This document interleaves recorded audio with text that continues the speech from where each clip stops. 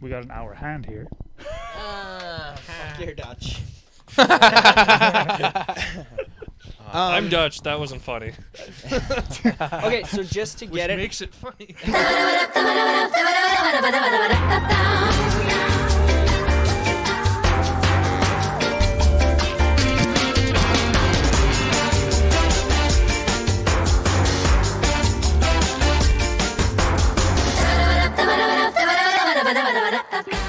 Hi, my name's Dawson Dressler. My name's Cole. I'm Gray. This is another episode of the Sit Down Podcast with the Hourhand. With the Hourhand. with the house ham. The house ham. Oh, man, that's a good story of, there's a few stories of just, like, how many times we've came to the gigs or, like, been promoting and then, like, people just, like, have the name wrong. Like, we've gotten house ham, we've gotten our land, No, it was our band.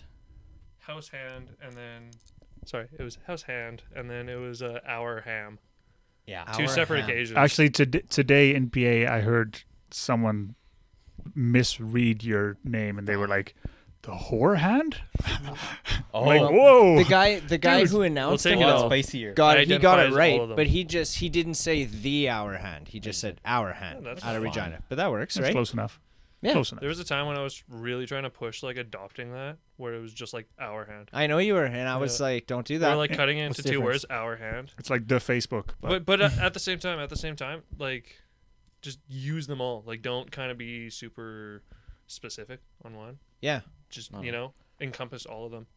I just want to thank you and welcome everybody who's listening or watching at home here. As you can see, we've got the best band ever out of Regina, Saskatchewan, the Hourhand, have come to Bellevue, Saskatchewan to join us here in the studio, Yeah. which is awesome. We were just in Prince Albert. We got to go watch them perform at the street fair, which was Saturday the 17th. Correct. That's And and then we stole them out of Prince Albert and we brought them back home with us. So thank you guys for coming to our studio here in It's Bellevue. good to actually finally for be sure. here. That's right. Yeah. Yeah, because when you guys were in We've done Bellevue this last before. year, you guys haven't come to Funky Moose Records. We just kind of frickin' partied over at the ground area all night long, right?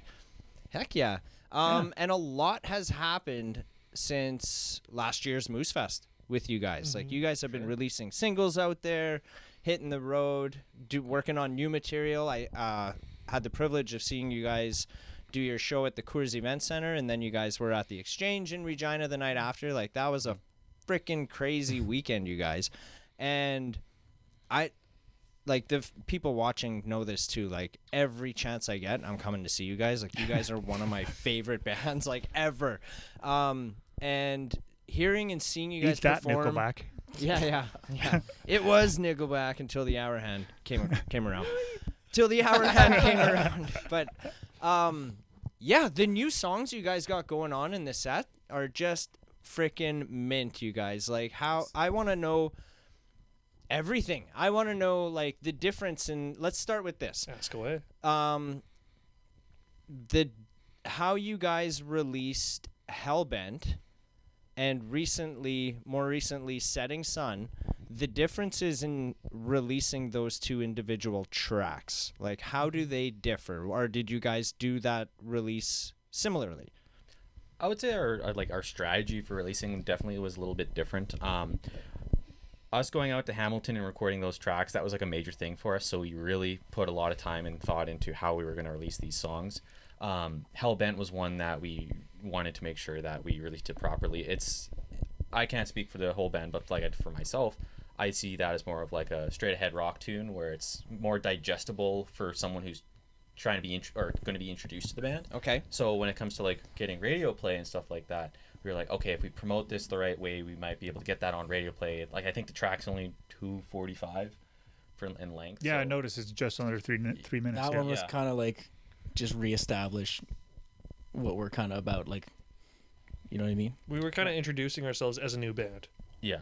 really, Okay. because like it's, same with, like, it was just a new sound from us. Kind of like an evolution thing Yeah. of like, Yeah. right? Just There's pre-pandemic Hourhand, post-pandemic Hourhand. right. Yeah. And with Hellbent, we definitely put a lot of time and effort into that release, having the music video and all that. and it worked really well. 10K streams like naturally, so we're really happy with that. Freaking A. With Setting Sun, like we found that we were getting a little kind of caught up with how we wanted to release Just humming and Setting hawing. Sun. Yeah, like hemming and hawing. And it ended up being like such a long time before we put it out, so we were kind of just like, fuck it, just put it out, see if it floats, because like, you know, this could be kind of like a control, you know, in regards to testing for the future. Yeah, like it'd be like a control. Like if we just like put a song out, how does it do? And that's Right. kind of all we did. What's actually necessary? Exactly. Or Like, or can you even predict it? yeah, or like, do we have to be barking up the tree of all these radio trackers? Do we have to be like trying to get them on Spotify playlists? Do we have to like, yes, that'll all come, but does it matter if we do that all right now before we release it, or can we do that as the song's already out? Right. So that's kind of what we're trying here. It's kind of So an experiment. right now, Setting Sun has been put out. It's probably reached as far as it'll reach, like naturally, like kind of just on its own. And then from here on out, we're gonna start looking at ways to hype it up. to hype it up. Yeah, Yeah. to hype it up, to keep the ball rolling a little bit, because before we built up the snowball and then we pushed it down. Now we're gonna, like, you know, this time we let the snowball go and we're gonna see how it How builds. big it gets. you know? That's a good analogy. So that's kind of what we do with Setting Sun and Hellbent, and you know, we've got more songs that we're gonna be. I also think it taking was out. just kind of, we didn't want to sit on that one for very much longer, Yeah. because it was like we recorded that one over February like a year and a half ago probably, so it's Uh-huh. like almost, we didn't want it to like become old news. right. Right. Get it out while it's still kind of It's kind of bridging that gap. Like, we also we held on to it for a while, probably a little longer than we should have, but it kind of works as a bridge between what we had for content and what we plan on recording. So Moving it's like forward, right. Yeah. like pretty soon here we're planning on heading back out to do more, which we hope to release in a quicker succession. Right. Well, and even like the timeliness of when we released it too. Like we kind of made the decision, okay, let's just release this song, and then we're like, okay, well, we have these shows coming up. Oh, well, that might be really good to help promote these shows. Is if we release this song on the Friday when we have the show in Saskatoon. I mean, and that got like it's kind of the radio stations to actually like Yeah. promote the show. Yeah. Yep. Had we not dropped a single, they wouldn't have even said anything. So like Probably. they shouted out the show, and in both Regina and Saskatoon, they both pumped it a bit. So like, Heck yeah. Ooh, So you guys smart. actually sound smart, but it was kind of like, oops, it No happened. clue what kinda. we're doing. Yeah. we're bringing everything Yeah. at all times. But that's how like every band is.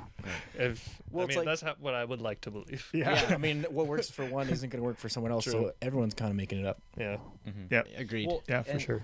I don't know. It just seems like that what you did in the past sometimes doesn't work right now. Yeah. Like, it seems like the business is always evolving, and now more than ever, it's like you can't use the past process to push through your music. You almost have Right. to be more creative in how you're doing it. And when that comes, it's like, okay, well, I like Cole's analogy of like using it as a control of like, okay, if we just put it out there, how does it do? Like, where does it not exceed? Like, maybe it'll get really good plays on Spotify, but it might not get a radio play, or vice versa. It's like, okay, so then maybe we should be putting our effort where it's lacking as opposed to where it's naturally, organically getting plays. Right. So you're you're feeding your market, right? Yeah. Like, where's it getting the most plays, and that's where your attention's going to go to try and blow that up, right? No, the other way around. The opposite way. So So you're if- going to look at where it isn't. Yeah, getting, if and it's then try and- naturally doing well on Spotify, then you need to push the radio stations to Yeah. to get Right. the song. And also it's like the radio game, like we're not really set up for the radio game, because yeah. with Hellbent, what we did was we signed up for DMDS. We did everything ourselves. We did our cold calling. We emailed every radio station that fit within like our active rock genre. Yep. Zero responses. Well, I mean, aside from like, aside from the hometown, yeah. yeah, like the Wolf and Rock that 102. arguably wasn't because of all that though. That was True, because- exactly. Like they, like if we didn't do that DMDS stuff, they still probably would have supported us. Right. Just right? like they did with Yeah. the new single that we did just drop. Exactly. Like we didn't go through all that. effort, Exactly. but Yeah. they With still Setting did it Sun, anyway. we didn't do DMDS like we did with Hellbent.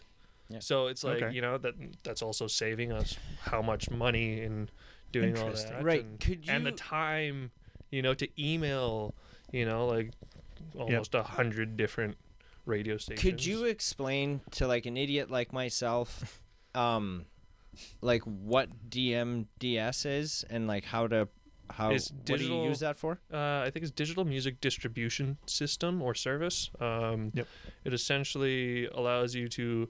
It's like, think of it like Facebook, where you can upload your status and it pops up at the top of everybody's feed, and then as more things are added, it gets shuffled down.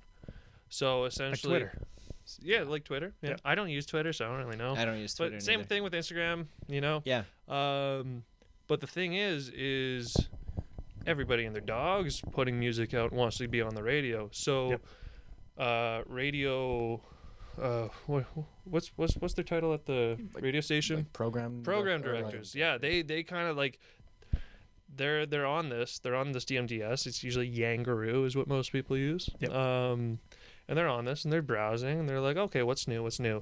A lot of times they've got radio trackers that are like, hey, this song's coming out, put this on. Right. Because those radio trackers understand, you know, when these program directors are planning on adding a new song into rotation. Right. And, you know, they kind of like, they become friendly, essentially. This is at least how I understand it. I might be completely wrong. I'm not opposed to the idea that I am just out to lunch on all this, but I've put some time and effort into like talking to Sask Music about this stuff. And, right. And really, it seems like you gotta have someone represent you almost. And you know, via a radio tracker, and we're just really not in that position to be able to afford that right now. So we tried doing it ourselves with Hellbent, and really the money and time that we put into it didn't really get us much. Maybe you know, we should keep trying at it and it'll you know, pay itself off. We haven't done it enough times to know what's gonna pay off. We're so new at this. It's everything, you know, that I learned for the first time is what they learned for the first time. Yeah. Everything they learned for the first time is what I learned for the first time. Like, we don't have any outer experience outside the Hourhand. Yeah.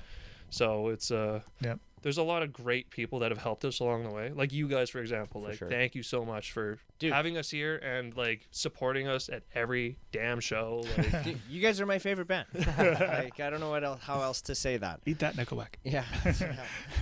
Fuck you, Nickelback. but yeah, no. Yeah, we're just we're still low on the ladder. We'll work our way up and we'll start understanding how DMDS actually works. Like I said, I could be out to lunch and I could be looking at this completely wrong. I also think it's like that's not even a wheelhouse we need to concern ourselves with. We just need to make good songs, and eventually the people will come to us who are that they understand how that works, and they'll get us that. Well, stuff. it's like the show today. You guys, like when you guys first started playing, my thought in my head was, I'm gonna take a look at the crowd when you guys are going up on stage, you know, just take a visual picture of like, you know, is there like 50 people sitting down or whatever, and then I did not want to pay any attention to what was going on behind me because I'm front row and center, baby. Enjoying that shit. And then I wanted to take a look after the fact and see like, okay, did they scare anybody away or did they draw them in? And you guys clearly drew some people in. That's cool. Like, clearly there was at least double from when you started. Oh, that's cool. In my opinion, but I'm just focused on what was behind me because there was people that were attracted on the sides too. Like I noticed people on the side like hanging around. Oh yeah. Yep. And I love lots how of the other bands were checking us out. Yeah. That was great. Freaking rights. I love that's seeing all that. I needed to see. You know. Well, yeah. If the musicians know about us, then like that's Actually, exactly. that's a great thing to bring up because I'm not saying I know every musician in the province or anything like that, but I am as a spectator. Like I try and watch the crowd. I want to, you know, figure out like how does the music jive with the crowd, as well as seeing who's in the crowd. And it's not very often that I recognize other artists in the crowd, but there are specific ones that I see regularly in those crowds. You guys being one of them as well. You know, I've been to shows for the Weapons, the Radiant, that kind of stuff, and you guys are there too. And it's like, oh, what's up, man? Like, you guys are playing tonight. How awesome to see you here. That kind of shit, right? So, kudos to you guys for that, and I love that. I think there should be so much more of that. I don't know. I find like the music scene in Saskatchewan, like not a lot of people go out.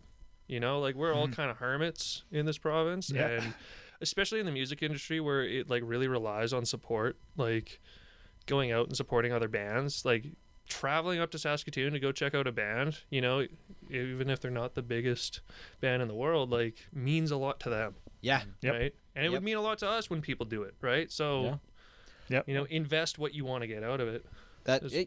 Agreed. Agreed. I'm hopeful to see more of that. Like, I'm not saying I never see that, because I do see it a lot, but it's always like I can recognize who the regular artists out there supporting the other artists and who isn't.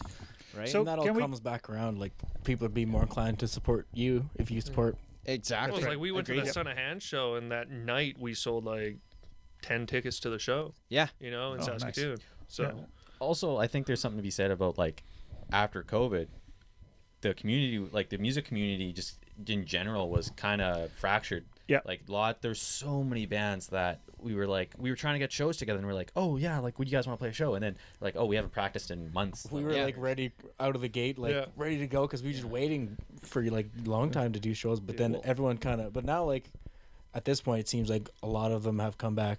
Yeah. Well, it took a while. Yeah, for sure. Yeah. But that's where like coming out to shows and showing that support, it's like, like this is what we want people to come and do for us. So like, I mean, we can't expect people to do it for us, but then not show that same love back to them. Yep. Yeah. So like, it's a two-way street. Yep.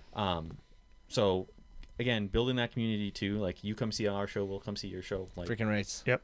Yeah. Well, you guys, and you're proving that. Like, you guys are sitting here right now. Like, that's freaking dope. So. Can we go back to Hamilton? How did that get together, and how did you get there, and how did that work out? We kind of just like COVID kind of put everybody to a stop, and then we were just like, oh, well, what can we do right now? So we just kind of like back to the drawing board, just writing songs, just kind of learning things, and then there's like this program or whatever, like mentorship thing where you can just get in touch with different artists, just random artists in the industry, just to like kind of have consults with them, kind of like a pay to play type thing. Okay. So we're just like, oh, John Harvey was on there. It's like, oh, that's cool. We like Monster Truck. Yeah. We could probably learn something from him. So then we just talked to him, and I don't know, kind of, we just talked to him, and then he kind of listened to some of our tunes, gave us some kind of input on that, and then we just kind of left it at that, and then I don't know, like a year like later, 2 separate interactions. Yeah, we played like the Wolf. We played like a Halloween show for the Wolf in Regina, and then their one of their hosts was just like, because Monster Truck was playing on the radio, and they're like, "You want me to hit up John? I can message him right now." Yeah. So then he just did, and then we hit him up the next day, and then sending demos back and forth, and just kept talking. Oh, that's awesome. There was like a shout out to the Wolf. Evan Barron. Evan Barron, man. Because there was this little, I forget what it was. Yeah, but it was like, you know, you pay X amount of money and they'd kind of mentor you through like songwriting and all this stuff. It was like just for young bands. Right. And we just saw that John Harvey was on there, and we're just like, we just want to talk to John. Like, that's what we told him. We was like, we understand that you've got like a package for all this, and with that package you get blah, blah, and blah, but we only want that. Yeah. And so we kind of just used it as an introduction. So we paid like, you know, a fraction of the price. We got in front of the person we wanted to get in front of, and we're like, hey, we exist, you know, we're doing this. Yes. And that was really it for a long time. And then when we played that Wolf show, Evan got us in touch with them. And then so did he remember who you guys were? Yeah. He knew who you were, eh? Yeah, like we were friends on Facebook and stuff, so like yeah. Okay, how about so when you released Hellbent, can we talk about filming the music video at Waka Bar? Can we talk about that a little bit? Waka Waka. That's where Pac-Man was invented. Yeah. Waka Waka Waka Waka. I wish I believed you. My specific question. You can also spell it backwards. Still Waka. That's right. It's spelled the same. No, it is. I really only have one question about that experience, because I know you guys have had filmed music videos prior to that one. So kind of similar with on the differences in the way you released the tracks, the difference of doing a video like Hellbent opposed to the other ones that you guys did. would you say it was like just same old, or? I definitely think this one was quite a bit different than how we've done it in the past. So what we did in the past was more so like we had a general concept, but we kind of just showed up to where we wanted to record, and then it was just like, oh, this might be a cool idea. Let's shoot this, or this looks like something cool to play in front of. So let's just like set up in front of there, play through the song a couple times, get some tape, and then we'll all chop it all up, put it together, and like all the editing was great, and it was really well done. But there wasn't a lot of thought prior. It was more so just very like, it wasn't super fleshed out. Right. But then we worked with Prehistoric Productions for the Hellbent music video, and that one was where like there was an actual like storyboard of like, hey, this is gonna happen, and this is gonna happen, and this is gonna happen. There was also actors brought in. We had Kit Langfield, who came in and played the bad guy, the fight scene, the main character in the fight scene, and then we had a few other actors. What was was it Sergio? Sergio. I think he was the choreographer. Yes. Yeah, he was. Yeah, the choreographer. Yeah, so like even having a choreographer brought in with actors that know how to like do those fighting scenes, it was much more prepared. It was much more fleshed out. Mm-hmm. So kind of leaving that creative side in the hands of people who. Yeah, we kind of got to sit back. That's their passion. That's and let them do their thing. Yeah, our passion's the music. We've recorded it and everything. We're now leaving it in the hands of the people who know the video aspect of it. Right. Letting them go on their own. Like, obviously we had input and we kind of like greenlit the idea, but like we were like, hey, these guys know what they're doing. We can leave them do their thing, and it turned out awesome. I agree, and thank you for allowing me to have a little This was the Oh, shirt yeah. I was wearing in that freaking video too, man. I wanted to give a shout out to Anastas, who did our first two music videos. Yeah. So the idea behind those first two, like Speakeasy and Hobo and the Bull, they were performance. Yes. Right. Because Anastas is like a videographer for like hip hop music videos. Okay. Like that's kind of like really where his ballpark is. Yep. He's gone far out of it. Like I think he's doing a music video with Calevra, which is Dylan Dobrescu's band. So if you're ever listening to this, Dylan, down the road, give you a shout out. Yeah, no, Anastas, he was more like, you've seen hip hop videos where the videographer is like in and out, kind of like dancing around with the cameras and stuff. Right. That's what Anastas Like does. Yeah, handheld. Yeah. Like, and it's not planned. It's what he does is he puts you in a scene and you perform, and he chops it up and syncopates it. Right. and He stuff. films around you. Exactly. Yeah. And he'll do just like, same thing with what happened with the Hellbent video, because it's just like how you do video for music videos is you do like each person individually, you do it over multiple times, like you play the same song over and over in different situations. But yeah, with Anastas, it was really all about the after the fact, like the editing and stuff. That's where his specialty was. Right. So it was really fun, because like I really like being a part of like guiding it a little bit, being like, oh hey, I found these mannequins, or I forget who found them, but like we found mannequins in that one room for the hobo one. We're like, we've got nothing else. Like we're just gonna be performing in front of this white shit. Like let's just throw them in. And Honest was all into it, and we could just fuck around. That's all we did. So it was fun in that aspect. But yeah, the Hellbent stuff was that was more like kind of, there was a set plan. Right. Yeah. We didn't really have much. All you needed to do was show up. Like, Yeah, we just show up and play. that was the thing. It was left very much in the hands of Prehistoric, and they knocked it out of the park. But it was nice just from like the artist perspective of like, we can kind of just show up, play. We do our performance. It kind of gave us both sides of it, you know. Like we truthfully didn't do anything. No, we didn't. That was they all took them. that in their own hands, and they did a great job. And to be honest, like as happy as I am with it, I still would like, the next music videos. Like I realize now after experiencing that I really did appreciate, just screwing around and be like, hey, can we do this? Can we do this? Right. Can we do this? And just like pitching things at the videographer and just seeing what happens. Can we play or air the music video in this episode? No. The one that was filmed, any one of them? Absolutely not. No. Yeah, go right ahead. Absolutely Yeah, not. go ahead. Can we play Hellbent? Yeah. Okay, can we're do it. gonna It's on we're YouTube gonna for drop free. Hellbent in here for you guys, for those of you who haven't seen it, as well as the link to the video is gonna be in the description below, you guys. So check this out.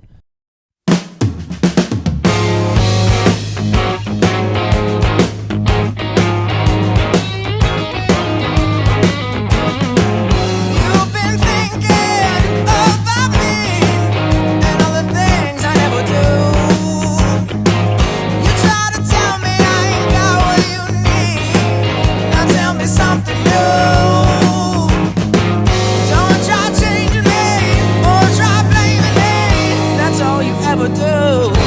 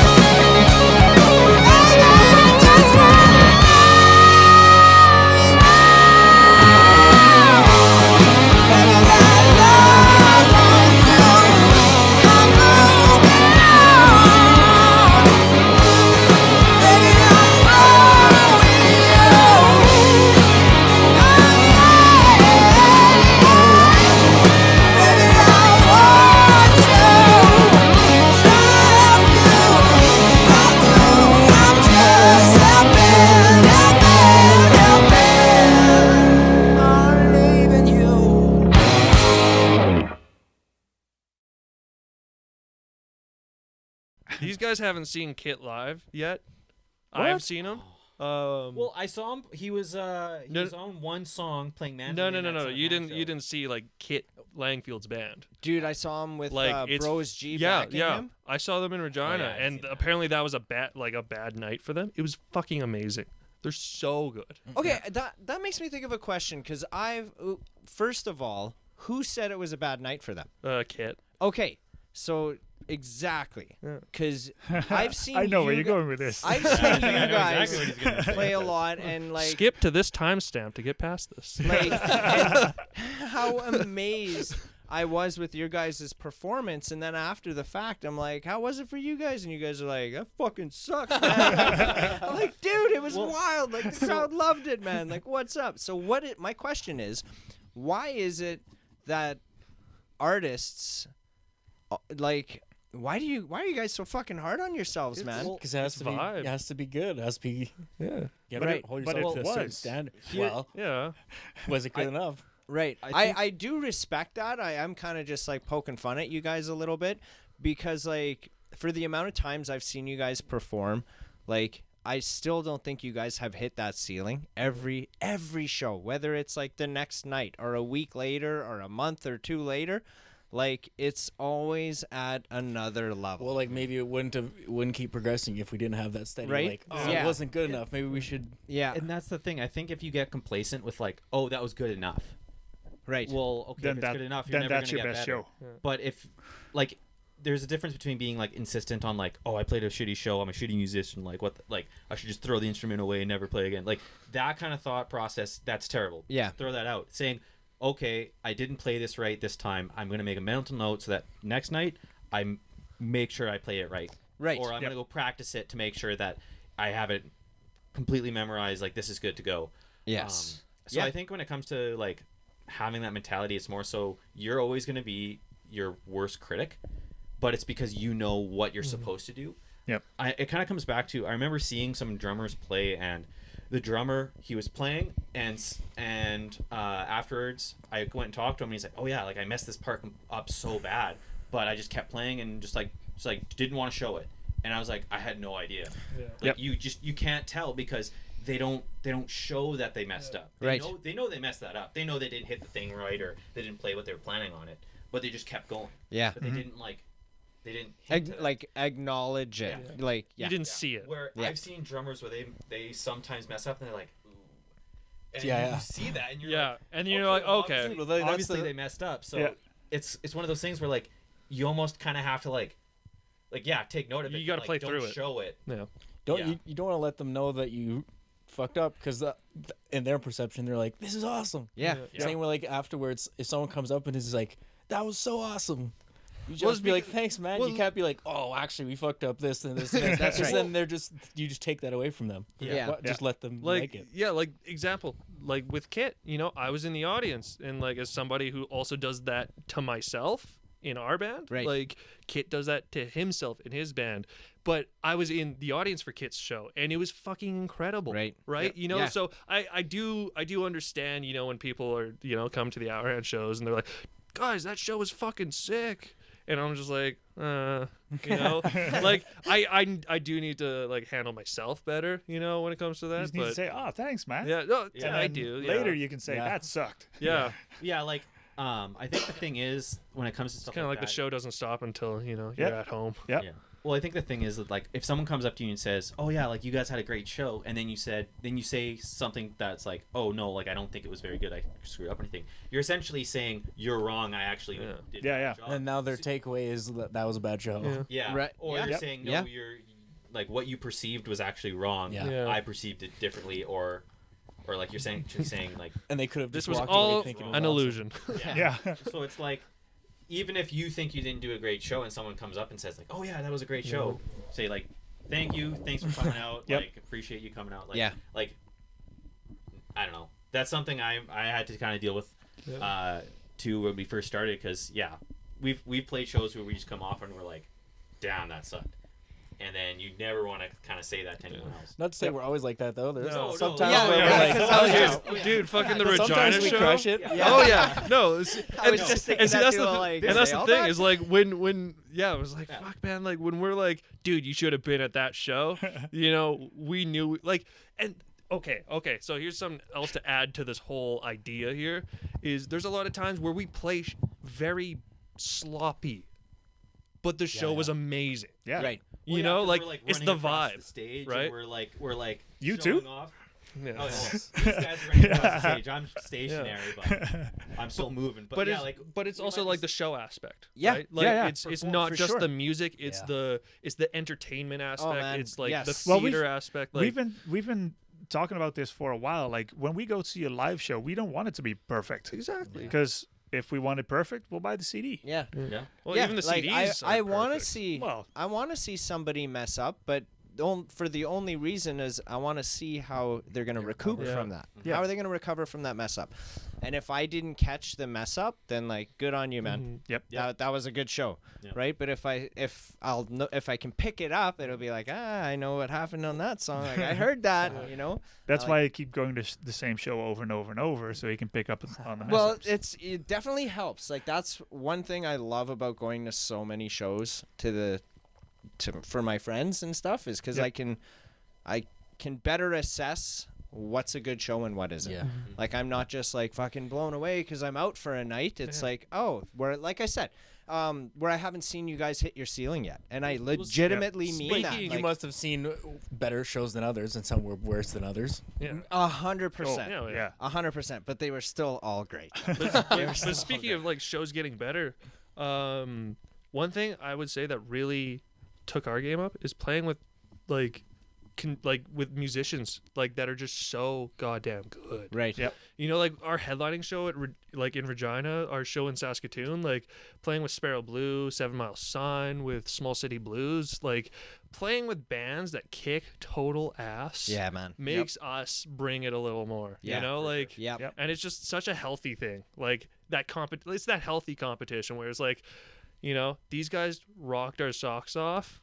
Let's kick their ass, type thing, like in a friendly way, you know, like. So okay, so has it ever happened to you guys where, like a band that you're sharing the stage with, whether they're playing before or after you, where it's like, holy fuck, like I gotta pull my socks up here, I mean, I feel like we've got shown up, and then we yeah. just go home and do our homework, and that doesn't happen again. If you that's what we just Right. make sure that we kind of that doesn't up our happen game. again. The Yeah, Wilderness kicked our ass.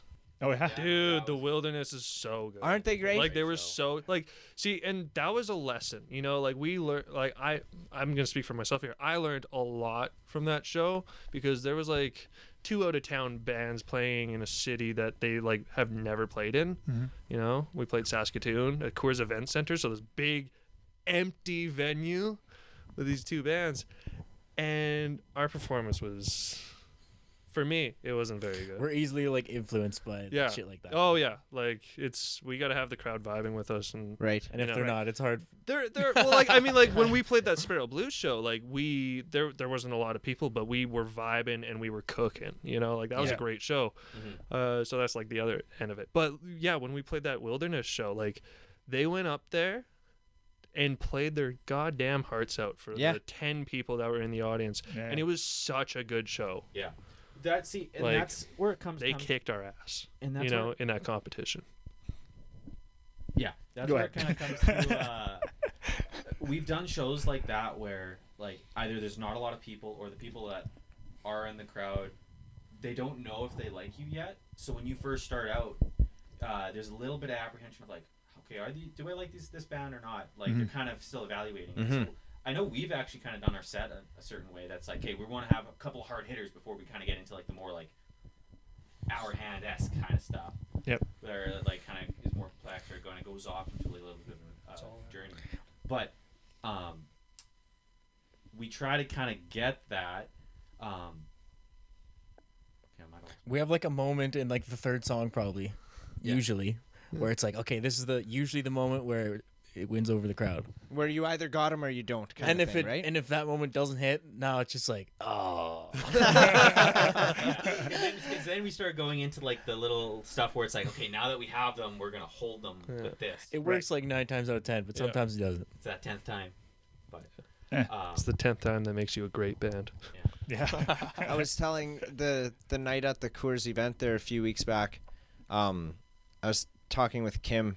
We were just like talking about how great you guys were that night, and I have to tell you, one of my favorite things that you guys do, that you do specifically, Gray, on stage, you've got like this walk to you, like this stuff. Yeah. Dude, it looks so gnarly. That's one of like visually, it looks so fucking cool, Yeah. dude. Do you have your own Les Claypool walk? I've never noticed this. Like I've that's seen photos. See, like if I'm in my own head, I will walk less. But if I'm like, this is a crushing show, I'll go to the other side more often. yeah. I'm not like purposely doing Yeah. that. But But it's the way that you do it. Yeah. It's the motion of it. Like I couldn't even replicate it. But His face is like in the zone, and then he does this. it's like Yeah, it's yeah. kind of like a stomp of Yeah. some Yeah. kind. You know what I'm talking I know about, exactly right? Well, what he you're sees talking it. about. He sees yeah, it. it's so- Yeah. it's- I'm so the only one fucking- that doesn't see it.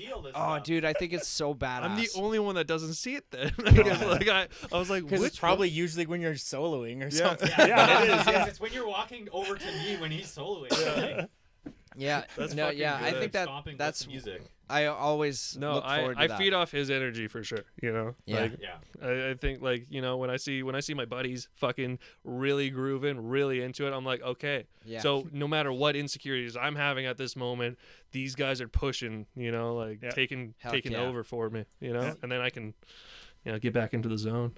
Yeah, well, and I guess that's like Greg kind of mentioned this too. Like, and you almost get in your head, and you're like, oh, like maybe like is the crowd liking this or not?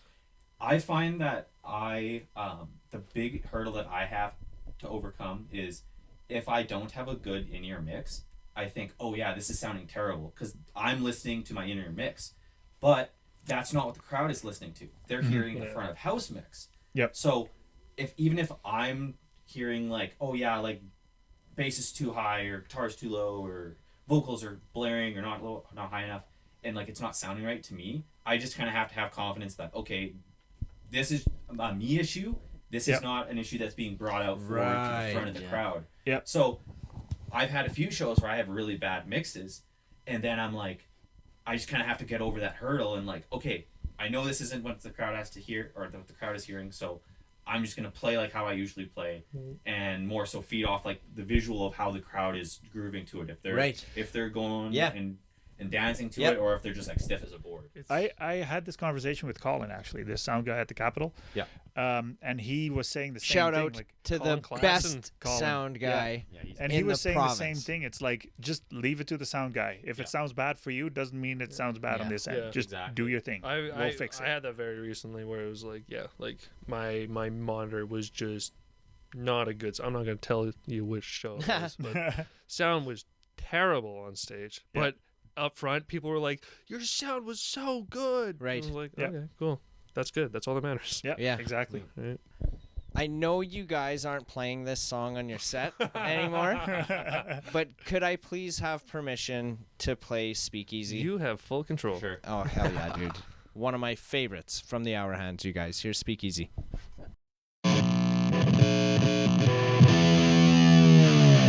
I'm ready, sir.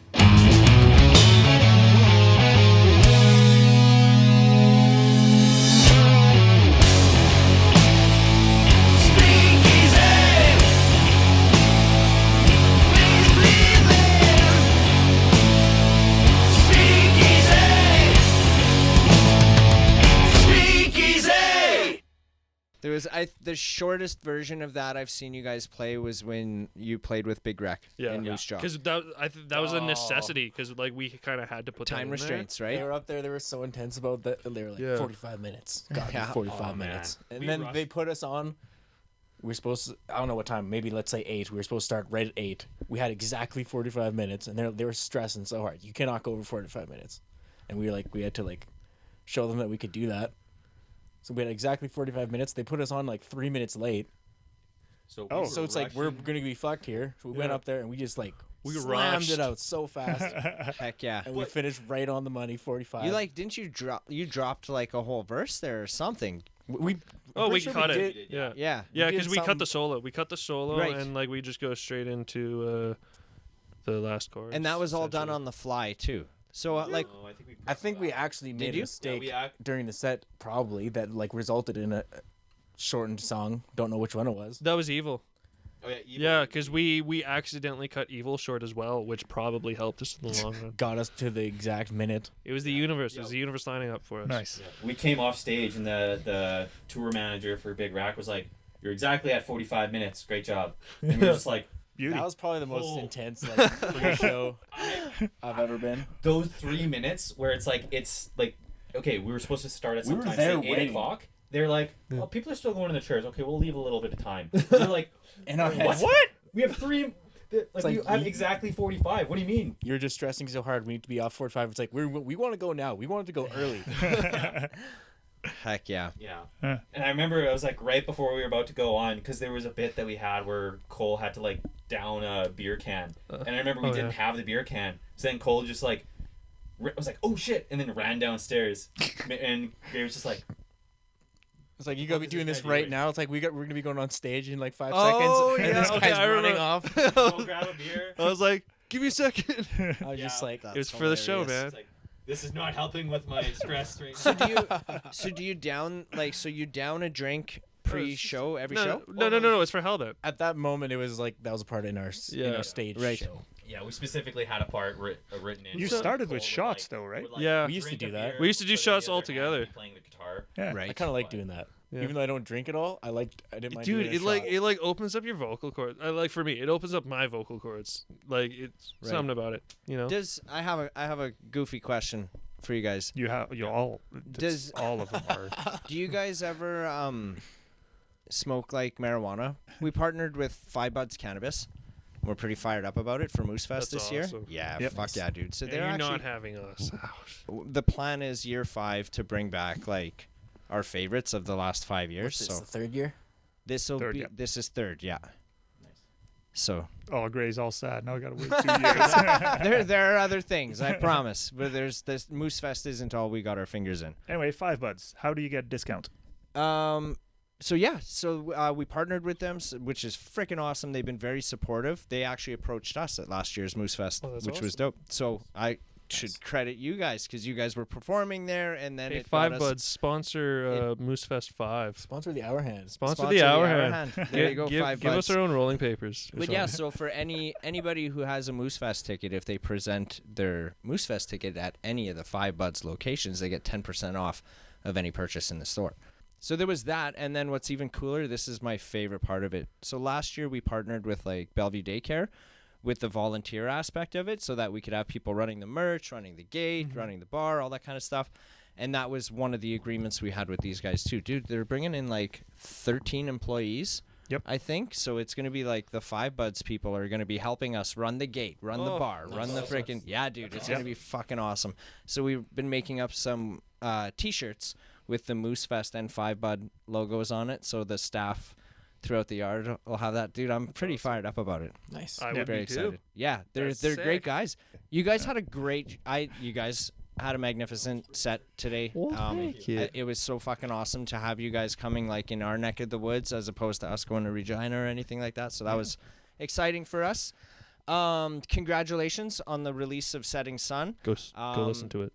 Frickin' rights, it's Go a listen to it. banger. Where, And where can we find it? You can find it on On all Spotify, streaming platforms, so Spotify, Deezer, Apple Music, The works. Google Play, everything. anywhere that YouTube Music, has YouTube, Amazon, I think. I think we had it on TikTok Uh, too. I don't know. You have it on your website? Yes, there should be a link to. Hey, we on should it from our talk about website. you helping us with the website or Yes. something. On air or off air? oh, and thank you for this beautiful, Of course. beautiful Custom made. Custom made. Custom made. Did you make that? Yep. Dude, this. Oh, Dad made that? I would put the sticker freaking. Oh, I put the sticker on it. I was like, I thought it was gray the whole time. I never did it. Oh, I thought that. Oh no, you did the Christmas tree ornament. Yeah. That's why I was like the audacity of this guy. You also do it. the Halloween carvings. That's right. That's what it is. Heck yeah. This is gonna be a bitch to edit. You are the official custodian of the clock. The custodian of the clock. So does it that wasn't mean a that gift. I'm the Can I be Father Time? And as long as you renew your we have to call you oath to the Daddy band every Oh, dude, I will. Where do I sign? Daddy time. in perpetuity. I will sign with blood. So it's on like the that. Stanley Cup. Yeah. Dude.